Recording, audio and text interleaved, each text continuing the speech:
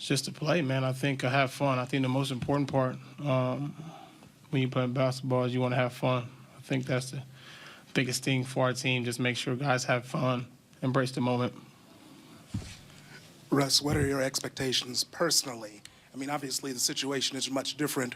What do you hope to accomplish this season in terms of your leadership, in terms of what you're going to do on the court, in terms of production? Win. The main focus is to win the championship every year, and that's what I'm going to try to do on both sides of the ball, leadership-wise as well, but just try to come in and find ways to help our team be able to win the championship. Hey, Russ, having a relationship with Oladipo, Jordan Brand-wise, did you all have any relationship before, or was this the first encounter this offseason that you had with him, training with him? Very little before, nothing too serious, but he's always been a good dude. And now having an opportunity to be able to work out and get a chance to know him a little bit personally has been good thus far, and it's going to be some great things.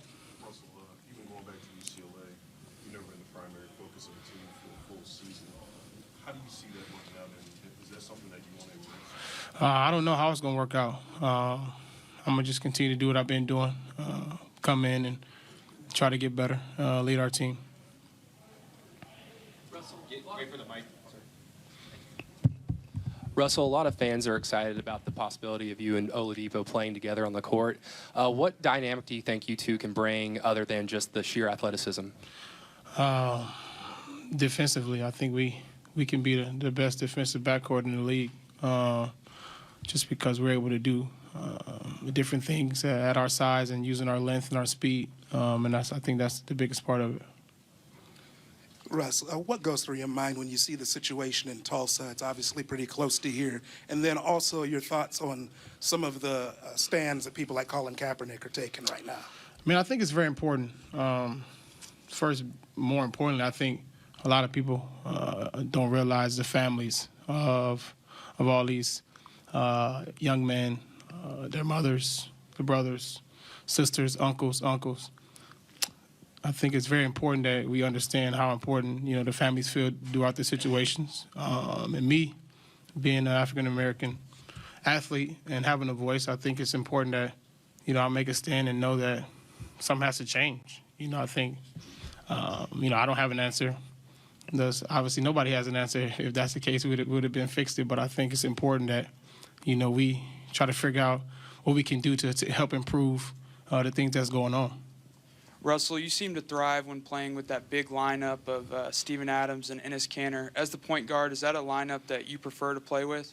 I play whoever's on the floor. I think we have a lot of group of guys that can play in numerous positions, different size lineups, different situations. And my job is to make sure that they feel comfortable, make sure those guys are comfortable in those situations.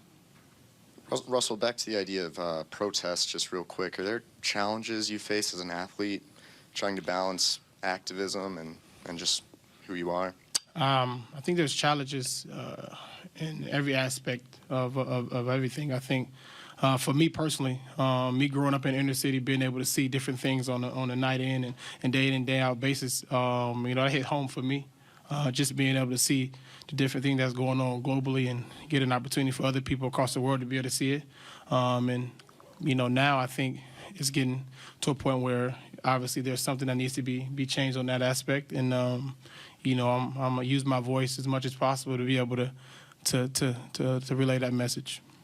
Russell, you and a couple of your teammates already have kind of used your voice in that way you're talking about on Instagram and that kind of stuff. Once the actual season starts, like NBA players have been, especially like this generation is pretty politically active. Like, how do you see players around the league kind of being outspoken about this in a different way? I'm not sure. I mean, I think obviously some players feel differently than others just because I think based on how people were brought up, where they were born, how they were raised, a lot of things comes into play when you start talking about political views and different things that are going on around the country. But I think different guys may stand up, some may not, but, it'd be interesting to see. Russell, how does it feel going into your first camp without Kevin around? I mean, it's definitely different. It's not the same. We not just missing Kevin, missing Deion, Serge. I've been with Serge the same amount of time. So it's different. You got different guys, but I'm happy, man. Happy, ready to start camp with the new guys and embrace the moment. I mean, I think any change you got to get used to making a transition. When we got a new coach, we had to get used to the transition. I think any change you had to get used to it, but we'll get it done. Anyone else for Russ? Right in the front. Russ, I'm sure you don't want to be asked this question, but recently Kevin was asked if you guys were still cool, and he said you're still cool. Do you agree with that? I haven't talked to him. Anybody else? We got two more for Russell then. Russ, are you the third stash bro? The who? The third stash I don't bro? have no mustache for you, buddy. All you see in here is 27 years. That's it. Never shaved in my life, buddy. Russell, this might be a broad question, but how do you want this team to play? I want a team to play how they want to play. I mean, it's not totally up to me how we play. Guys, we have to adjust to how guys play. My job is to adjust how Steven, Dre, those guys have gotten better. You have to be able to adjust to the team you have, adjust to, night in, night out basis on how you want to play. Maybe want to play fast some nights. They want to play slow. I think it all depends on the game, the situation, and who's on the floor. Thank you, Russell. Yeah. All right, joining us now is our Chris Broussard. So there, Russell Westbrook, they're asking him a lot of questions about essentially him being the leader. He didn't necessarily say he was. He said he's looking forward to playing with a new group of guys. He mentioned that he would not have Kevin or Serge or Dion, the first for him. And then he was asked about his relationship, if he had spoken with Kevin Durant, and quite simply said, I have not. Chris, your take on Russell Westbrook and what he had to say. Well, I mean, he said a lot of different things from the situation in Tulsa and how NBA players might respond to, as you mentioned, Kevin Durant.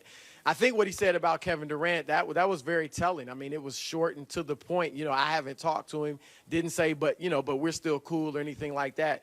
Look, Russell Westbrook hears the chatter that's out there that even though he and Kevin Durant were great friends, that Durant didn't particularly like or enjoy playing with him, or he felt their style of play wasn't going to win a championship. So he may be taking some of this personally. I don't know that for a fact, but that type of answer would lead you to believe that, look, he's putting that in the past, the relationship, whatever they had, and he's looking forward. And it doesn't seem like he's too concerned about, being good friends with Kevin Durant or whatever the state of the relationship may be. I get the feeling that Russell Westbrook has just said, I'm moving on, and what happened in the past is over. Yeah, I'm moving on. Maybe that's the message he's trying to give to the media. Meanwhile, thank you so much for joining us here on SportsCenter Coast to Coast, Chris Broussard. David, let me bring you back in as we get ready to close out hour 3. 3 hours of power. I've enjoyed you. I know, right? It was tough? Can you do it? We can still do it, though, Carrie. We still got 3 hours in this. Hey, I do want to give you a little programming note, and it's great news. Sure. Our friend Chris Mortensen is going to be joining the NFL Insiders coming up at the top of the hour. Of course, Mort battling throat cancer. It will be great to see him. He's coming to us from his home, and so that's something to look forward to in the next hour here. Oklahoma City means a lot to me. Buries the triple. Westbrook taking straight to the rim. No resistance. It's his energy, it's his aggressiveness. He's in attack mode as soon as he has the basketball. Training camp about to get underway for the Thunder. Today's their media day. We're waiting on Russell Westbrook, who will be speaking live any moment now. For the meantime, we've got our NBA insider, Chris Broussard, with us. Chris, got a whole new ball game now in Oklahoma City, and we have seen Russell Westbrook put up incredible numbers in the past when Kevin Durant's been out of the lineup. Now Kevin Durant is permanently out of the lineup. What do we think this is going to look like for Westbrook and the Thunder this season?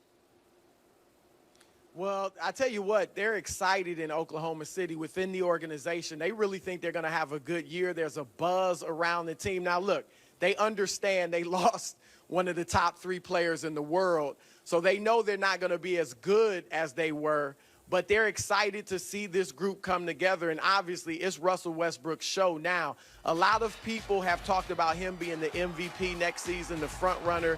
We know he's going to put up huge numbers. I think some are wondering, can he get close to averaging a triple-double?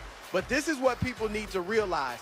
Back in 2014-15, when Kevin Durant only played 27 games, without Durant, Westbrook led the Thunder with 30 points, 9 assists, and almost 8 rebounds a game. But they went 27 and 28 in games that Durant did not play.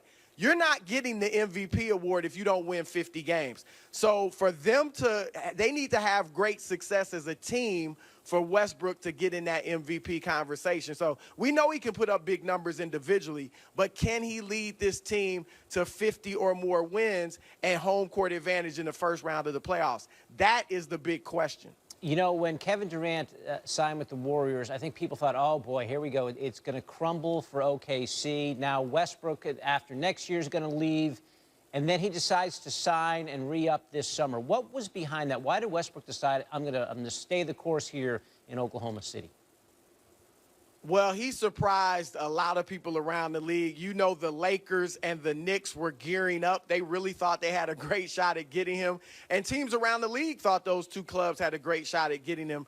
But Westbrook is the type of player that, you know, put him wherever you will, give him whatever teammates you do, and he's going to believe he can win. So I'm not going to say he looks at this as a greater challenge or he's extra motivated now that Durant is gone, because he's at the extreme in terms of motivation regardless if Durant's there or if he's not there. But, you know, look, the fact is he likes it in Oklahoma City.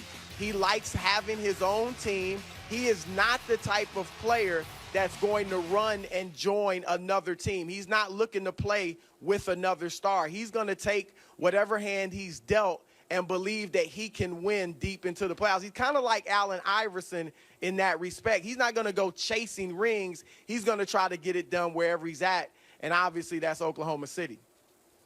What kind of a team? We saw how good this team was in last year's postseason, very close to knocking off the Warriors. Durant's gone. Any other changes we should look for with this team? What kind of a team does Westbrook have around him?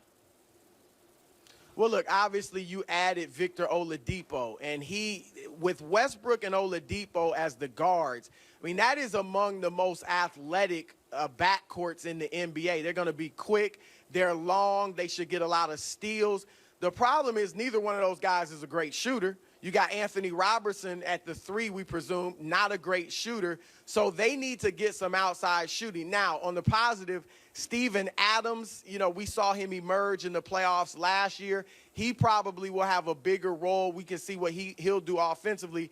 But at this moment, a lot of it's going to be Russell Westbrook. Again, I go back to the 2014-15 season when Durant wasn't there. We saw everything was Westbrook. He was scoring. He was creating offense for his teammates. The problem is it wasn't that successful. They were under 500 when Durant wasn't there. So it's going to be a tough challenge for them. But the West is not quite as strong in the middle as it has been in the past. So I actually think that this Thunder team can fight for home court advantage in that first round, maybe that 4th spot with Portland. All right, Chris.